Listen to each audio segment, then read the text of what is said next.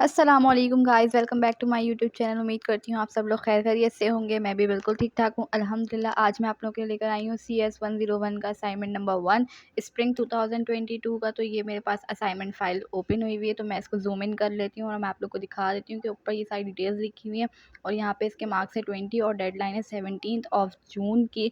तो जी ये इसके रूल्स एंड रेगुलेशन लिखे हुए हैं, आप एक दफ़ा पढ़ लीजिएगा। ड्यू डेट पे के बाद यदि सबमिट नहीं होगा, करप्ट फाइल जो है एक्सेप्टेबल नहीं होगी और जो है अगर आपने चीटिंग करी तो आपको 0 मार्क्स दिए जाएँगे। उसके बाद आपने डॉक्स पे या फिर MS वर्ड पे अपना असाइनमेंट बनाना है। PDF या ज़िप या रार वगैरह आपकी एक्सेप्टेबल नहीं होगी। और जो यहाँ पे सारे ऑब्जेक्टिव लिखे हुए हैं कि आपका असाइनमेंट किस टॉपिक से आया है। बाइनरी को डेसिमल में कन्वर्ट करना है और हेक्साडेसिमल में कन्वर्ट करना है और ASCII की इनकोडिंग वगैरह आपने करनी है और आपने बूलियन अलजेब्रा के रूल्स जो कॉन्सेप्ट होते हैं उनको क्लियर करना है, ठीक है जी। और यहाँ पे नीचे सारा नोट पर लिखा हुआ है, वो आप पढ़ लीजिएगा अच्छे से। अच्छा जी, ये हमारा असाइनमेंट क्वेश्चन नंबर 1। तो ये जी ये पूरा क्वेश्चन हमारे सामने आपके सामने लिखा हुआ है और यहाँ पे एक छोटा सा जो है ना बॉक्स बना हुआ है नीचे, आप देख सकते हैं। इसके अंदर 3 वैल्यूज़ आपके सामने लिखी हुई हैं, ठीक है जी। इन 3 वैल्यूज़ को कंसिडर करके हमने सारा काम करना है। नीचे हम लोग थोड़ा-सा और स्क्रॉल करते हैं तो क्वेश्चन नंबर 1 में जो है 3 पार्ट्स हैं हमारे पास, A, B और C।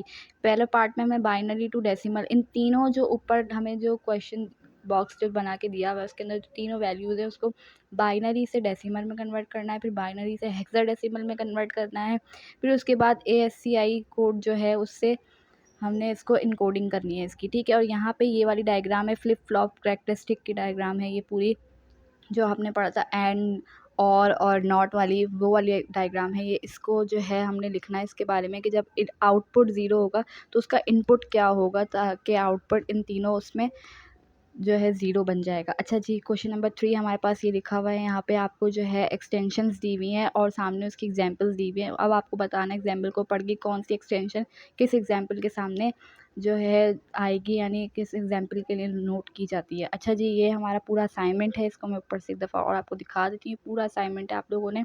अच्छा, मैं हमेशा बताती हूँ कि कौन सा क्वेश्चन किस टॉपिक से आया है। तो जी ये क्वेश्चन नंबर 1 जो है वो हमारे पास आया है हमारे मॉड्यूल 11 से, ठीक है जी।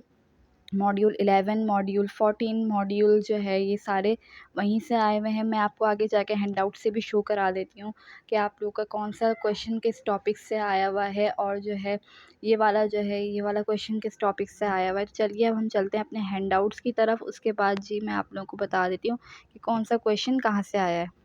मैंने यहाँ पे हैंडआउट्स अपने ओपन कर लिए हैं। अब मैं इसको थोड़ा-सा स्क्रॉल करती हूँ ताकि मैं आप लोग को बता सकूँ कि क्वेश्चन कहाँ से आया है। क्वेश्चन 1, क्वेश्चन 2 और क्वेश्चन 3 जो है वो किस मॉड्यूल से आया हुआ है। तो मैं इसको थोड़ा-सा स्क्रॉल करती हूँ और जल्दी से हम इसको स्क्रॉल कर लेते हैं। मैं आपको दिखा देती हूँ।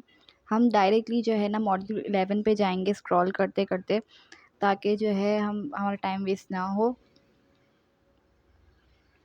तो जी आ गए हम मॉड्यूल 9 पे, 10 आ गया और फिर ये आ गया हमारे सामने मॉड्यूल 11।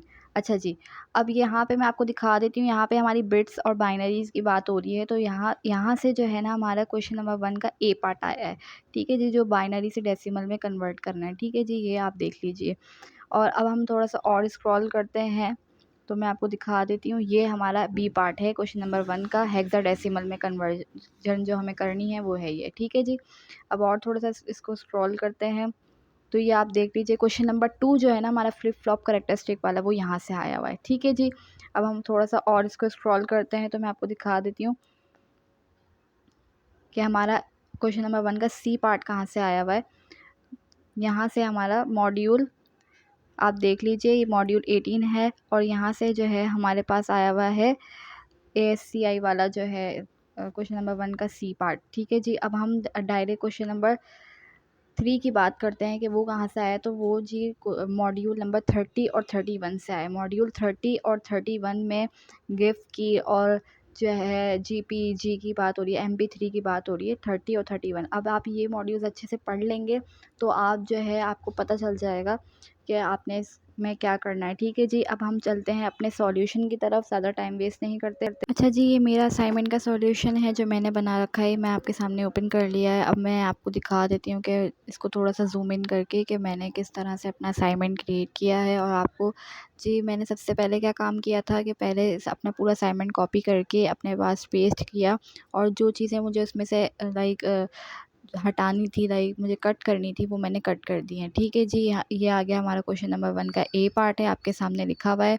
और मैंने जी ये पूरा ए पार्ट है, मैं आपको दिखा देती हूँ थोड़ी देर में इसको ज़ूम करके। और यहाँ से जो है आप देख लीजिए, इसकी जो वैल्यूज़ हैं वो हमने ये वाली उठाई हैं। ठीक है जी, ये और यहाँ पे नीचे मैं स्क्रॉल करके ले जाती हूँ, तो जी ये 3 वैल्यूज़ जो हैं वो मैंने ऊपर वाले बॉक्स से उठाई हैं। और सबसे पहले पार्ट में हमें बाइनरी से डेसिमल में कन्वर्जन करनी थी, तो हमने इस सवाल में बाइनरी से डेसिमल में कन्वर्जन की। तो जी ये देख लीजिए, मैं ज़ूम इन करके भी दिखा देती हूँ, इस तरह से इसका सॉल्यूशन बनेगा, आप देख लीजिए।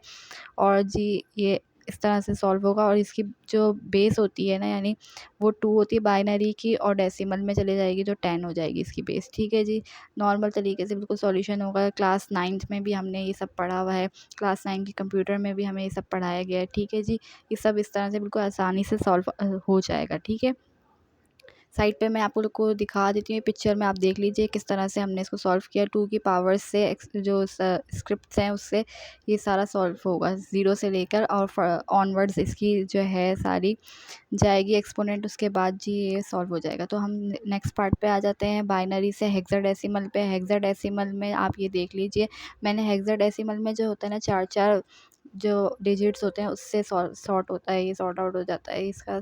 तो जी यहाँ पे मैं आपको इसका चार्ट भी दिखा देती हूँ साइड पे, आप ये देख लीजिए।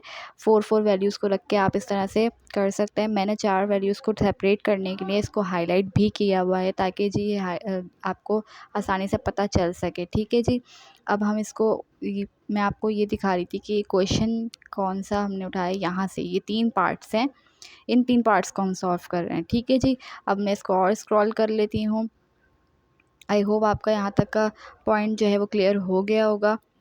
आप भी इस तरह से हाईलाइट कर लीजिएगा, क्योंकि कुछ ऐसा कलर्स के बारे में कुछ भी असाइनमेंट में मेंशन नहीं है कि ब्लू या ब्लैक कलर यूज़ करना है आपने। ठीक है जी, इट्स अप टू यू। और उसके बाद यहाँ पे जो सी पार्ट है, ASCII वाला जो हमारा इनकोडिंग है वो हमने करनी है, ये 3 वैल्यूज़ को रखते हुए। यहाँ पे मैंने इसका चार्ट भी अटैच कर दिया, आप उससे भी देख के इसको डिकोड कर सकते हैं, और फिर इसको टेक्सचुअल फॉर्म में लिखना है आपने। ठीक है जी, यहाँ पे हम लोग जो है क्वेश्चन 2 पे आते हैं, फ्लिप फ्लॉप कैरेक्टरिस्टिक वाली डायग्राम पे आ जाते हैं। तो जी यहाँ पे आपसे पूछा जा रहा है कि इस डायग्राम को देखते हुए आप ये बताएं कि अगर आउटपुट 0 होगा तो इनके इनपुट्स क्या बनेंगे, यानी नॉट में और में और एक्स और में। ठीक है जी, एंड में इनके कैसे इस तरह से इन सबको नाम दिए गए हैं, तो आपने बताना है। तो हमने वो यहाँ पे सॉर्ट करके बता दिया है कि जिसने भी मॉड्यूल 14 अच्छे से पढ़ा होगा वो ये सॉल्व कर सकते हैं। ठीक है जी, यहाँ पे अब हम आते हैं क्वेश्चन नंबर 3 के ऊपर। क्वेश्चन नंबर 3 में हमें जो है एक्सटेंशंस दी हुई हैं और उसके सामने एग्जांपल्स लिखी हुई हैं।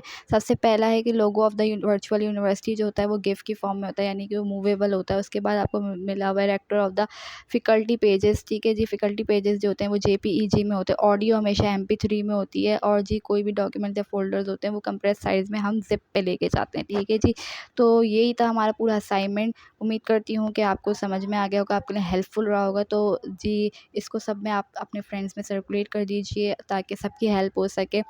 और मुझे लाज़मी कमेंट सेक्शन में बताइए कि अब आपको ENG 101 का असाइनमेंट चाहिए कि नहीं चाहिए, तो मैं इंशाल्लाह ज़रूर उस पे वीडियो लेकर आऊँगी, अगर आप लोग मुझे बताते हैं तो। तो जी यही थी वीडियो, उम्मीद करती हूँ आपके लिए हेल्पफुल रही होगी। अगर समझ में आई हो तो लाइक कर दीजिएगा, चैनल को सब्सक्राइब कर दीजिएगा। मैं मिलूँगी आप लोगों से इंशाल्लाह नेक्स्ट वीडियो में। Till then take care and अल्लाह हाफ़िज़।